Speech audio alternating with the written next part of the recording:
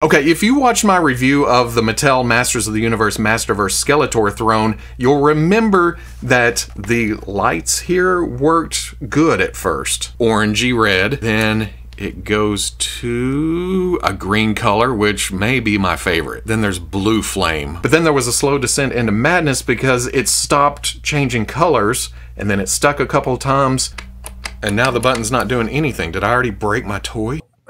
I'm holding, I can turn it off.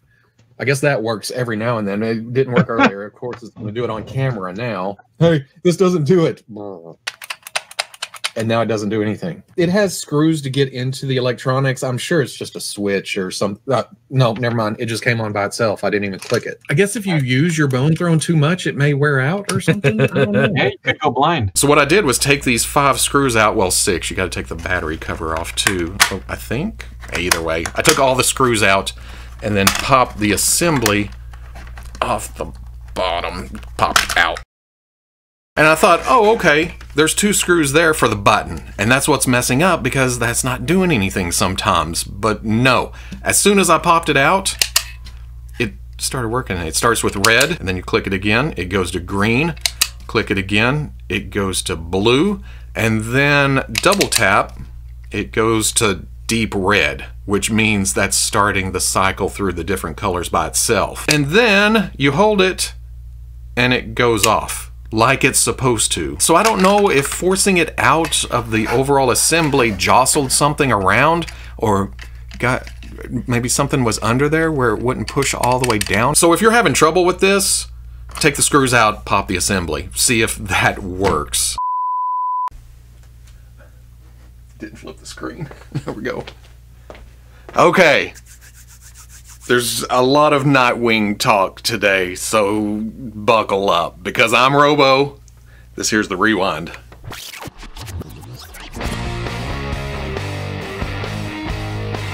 You know we have to start off with a little Yolopark Transformers AMK Pro Series Generation 1 model kit news, right?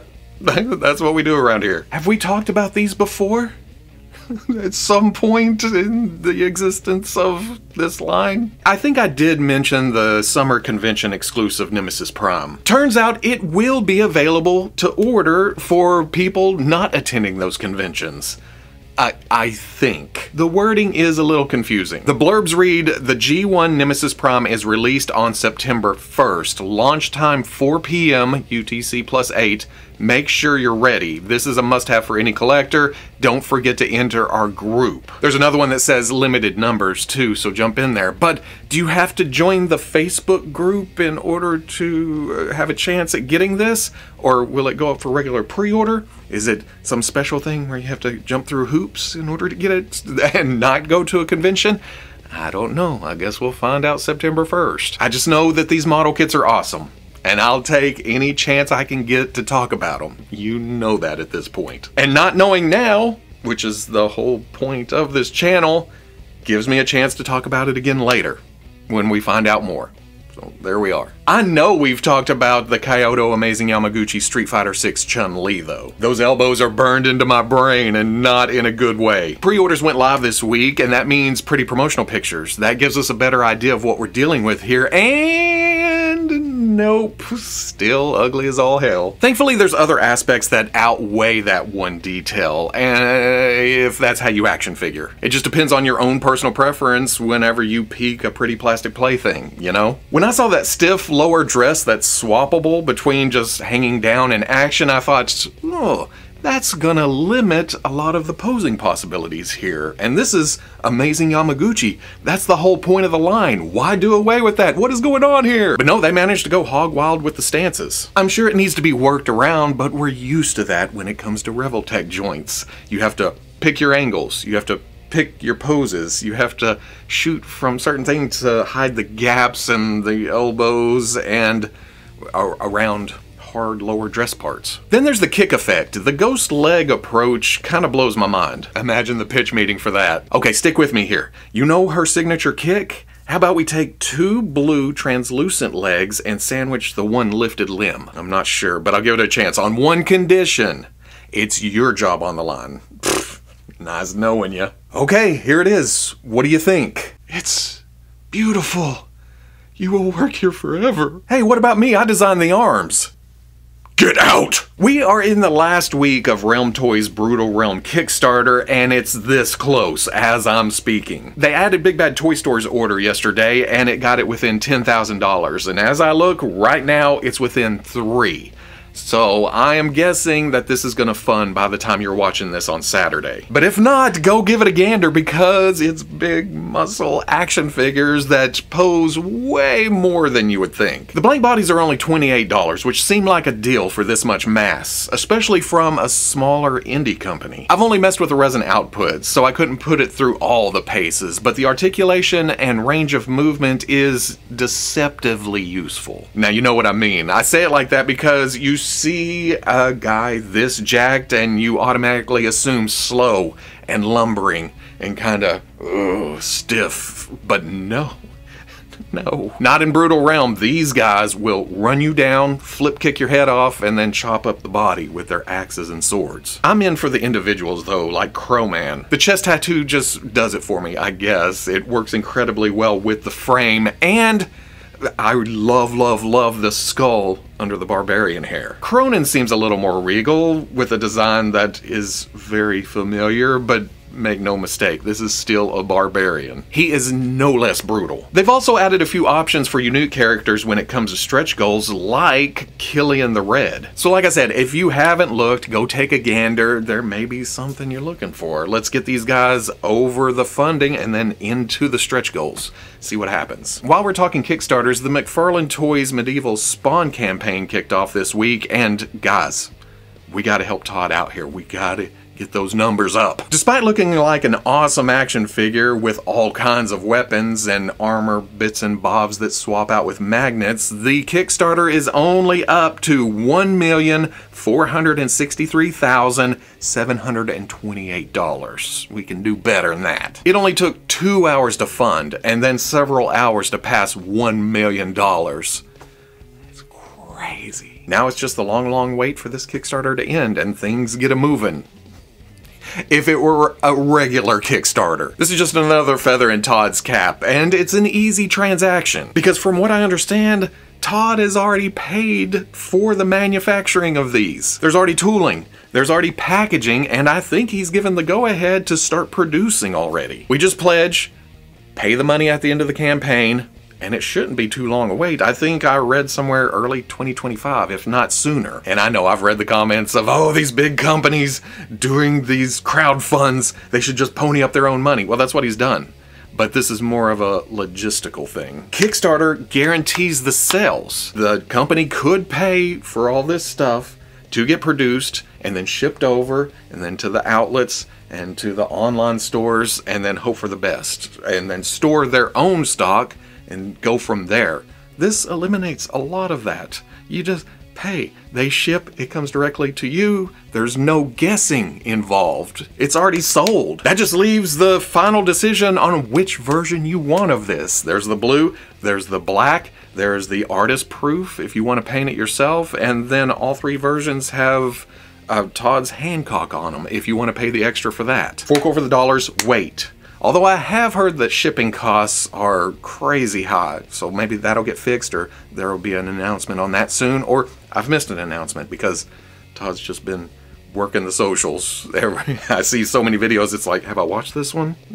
Or you can spend your money on other things, like new McFarlane Toys DC Multiverse. Now for all my blubber and bluster, I never picked up the Dark Knight's Joker Dragon. Amazing looking piece that stands out on any shelf, I'm guessing, but at the end of the day, I had to make the responsible collector call and pass on it. But now that they're offering it up as a gold label Amazon exclusive glow-in-the-dark edition, it's a little more tempting. That's a little more fun, a little more bang for my buck, a little harder maybe on my end. And no, I didn't phrase that so I could split up the word salad of McFarlane titles so I wouldn't have to exert myself today, because watch, here we go. I may just buy the McFarlane Toys DC Multiverse gold label Amazon exclusive Dark Knight's Metal Joker Dragon Glow-in-the-Dark edition.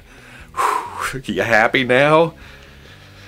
Because then we gotta move right into the McFarlane Toys DC Multiverse Gold Label GameStop exclusive Shit. Rebirth Deathstroke Frostbite Edition. Hey, I'm only one man, doing the best I can. Same old Deathstroke, new ice sculpture paint job. It's no secret that I love looking at these. There's just, I don't know, blue translucent plastic with a snowy dry brush on top, but the key word is looking. But it gives GameStop an exclusive, so everyone's happy. For some newness in the standard releases, here is Rebirth Cyborg. Is this an all-new sculpt? I kind of get confused with that, was it a Build-A-Figure? But that was big, and I think that was different details. Same basic concept, it's Cyborg, but yeah, I think this is all new. Although it doesn't really matter, it's the closest that DC Multiverse has gotten to my mental image of Cyborg, and that scores a lot of brownie points in the Robo shop. Some of those parts may be good custom. Okay, well, no,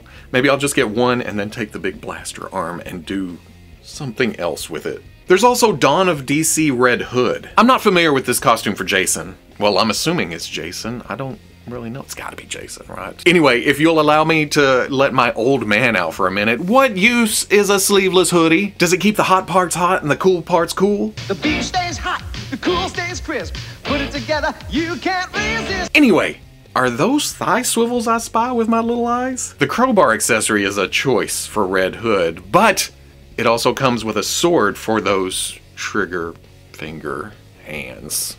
At least he has a smooth ride on the way. The Red Hood sports bike is being sold separate, so if you were worried about wanting the Red Hood but not the Hood Cycle or whatever it's called, no problem. But it is out there if you want it, either for Red Hood or anybody else, because it doesn't really seem to be Bat Family branded in any way. Really, the only thing that ties it to Jason Todd is the color scheme. There's your reds and blacks to go along with the sleeveless reds and blacks with the hood up. Red Hood. I went through all that without even realizing that it's got a red hood. Finally, there is the McFarlane Toys DC Multiverse Gold Label Amazon exclusive Batman Court of Owls Talon and Owl versus Nightwing. I think I said that backwards from the actual title, but we're going with it. The most noticeable reuse is Talon. This is the exact same sculpt as the previous release, just in a red and gold paint scheme. Then for the Court of Owls member, there's been several figures in suits at this point, so I'm guessing there's some reuse here, but I'm not going to say anything definitive, because far be it from me to be wrong about something.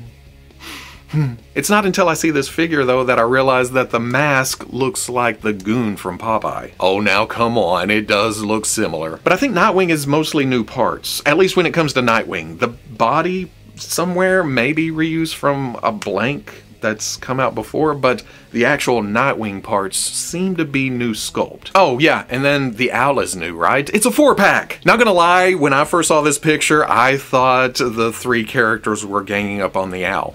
Just look at it.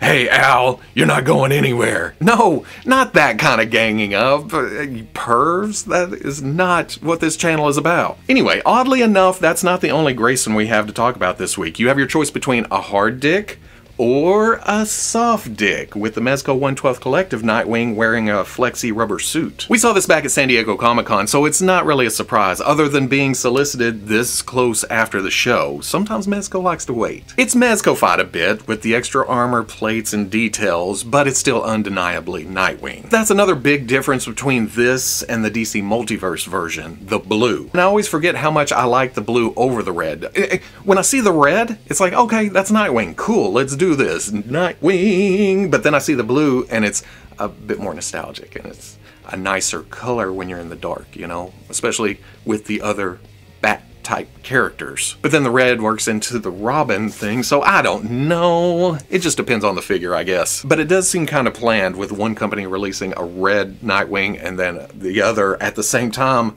releasing a blue Nightwing, you know?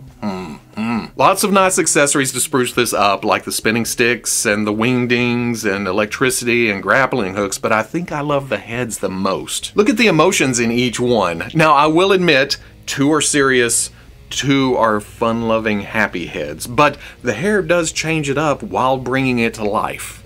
They're different enough, even though they're kind of, you know what I'm going for here, they look good. Oh, and if you shift your eyes down slightly, you'll see it comes with about 55 hand options, along with some effect pieces that are attached to some hands. All in all, a nice addition to your display if you're into Mezco and their aesthetics. Because Grodd have mercy on your soul if you were hoping for a DC offering from Medicom this month. Nope, they decided to double down with their MAFEX Age of Apocalypse, Logan, and Cyclops. Nothing wrong with that. Release them together and get them out of the way for more interesting offerings. Okay, I'm biased. I have never hid the fact that I do not care for Age of Apocalypse at all. I just wasn't reading at that time, so I have no nostalgia looking back. And looking back, I just see terrible ass costumes. Well, okay, stick with me. I don't mind the Wolverine design. It's a black bodysuit with a few tiger stripes here and there. Very few tiger stripes. Oh, and a yellow belt to break it up, I guess. And I will admit, the stump is interesting, and even more so when the big twist happened with the claws popping out of it. But that's about as far as it goes.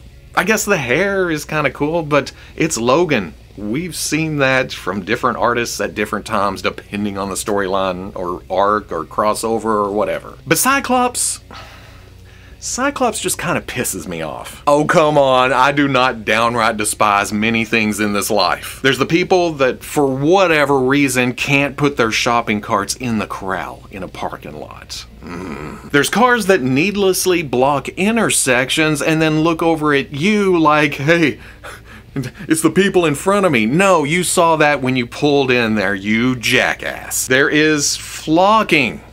Because flocking. And then there is Age of Apocalypse Cyclops. Like Wolverine, I don't really mind the all-black bodysuit. And I secretly like the armor pieces. It's very Gladiator. Left side is for charging or blocking, while attacking from the right. It's loose over here, tight over here. But making him an actual Cyclops is way too on the nose. And I'm all for long hair on my comic book characters. Hell, if I were still able to grow hair, you would see it poking out somewhere. Not to go old man, and back in my day, I had it down past my shoulders, you young whippersnappers. But not on Scott.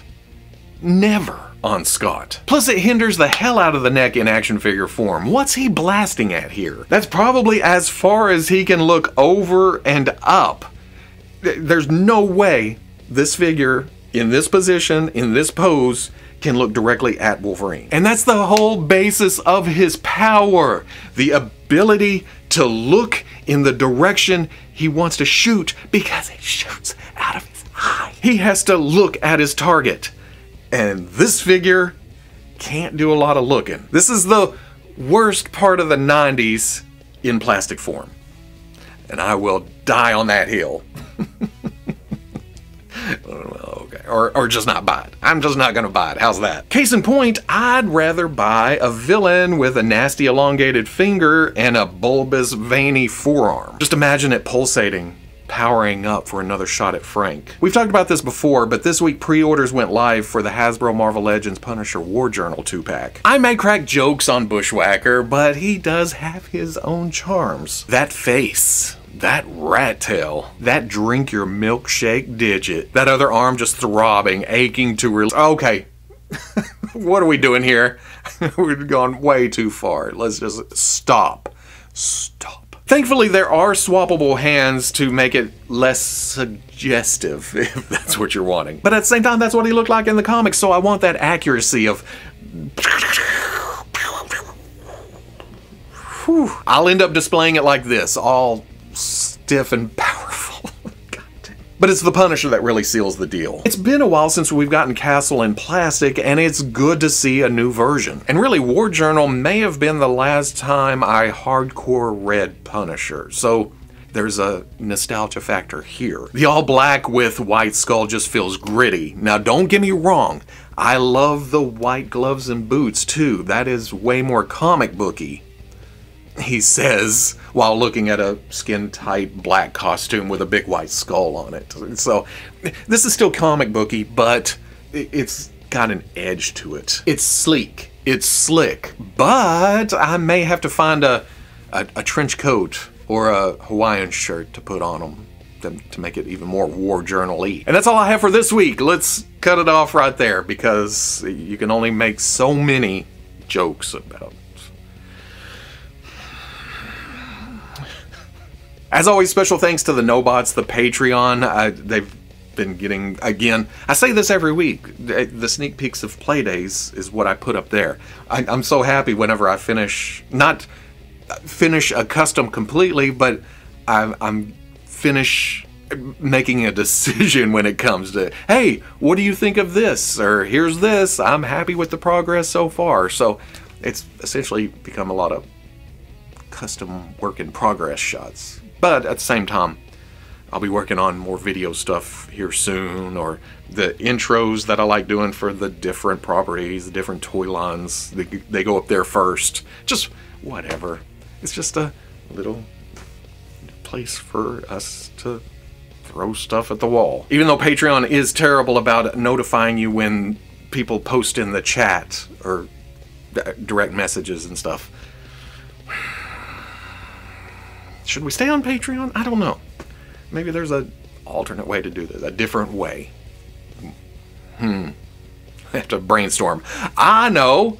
I'll make a post about it on the Patreon. But I'm going to end this with another short little video of me fiddling around in the review space. Like the intro, I guess. I couldn't find anything from any of the big toy companies or any announcements or whatever, so I thought, hey, let's do that. And now we're going to do this. The other review for this week was the Fresh Monkey Fiction / Big Bad Workshop Operation Monster Force. And there I had a few comments asking if the heads will fit onto Marvel Legends and G.I. Joe, or vice versa. The Monster Force head ball is 0.3 inches. G.I. Joe is 0.27. That means Duke has a smaller head socket, but you'll also notice the height of the peg here. G.I. Joe is way longer. If you try to do this, it's going to sit up real high and won't pop on. But taking this Marvel Legends Mr. Knight, that head ball is 0.3. Van Helsing's head does pop on, but the inside's a little loose, I guess because of the shape here, and it sits low.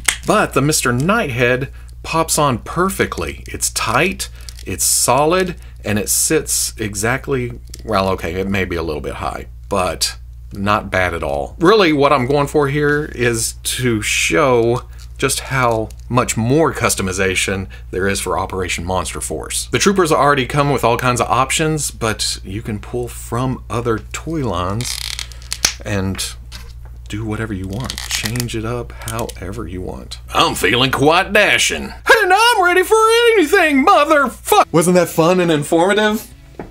Okay. Bye.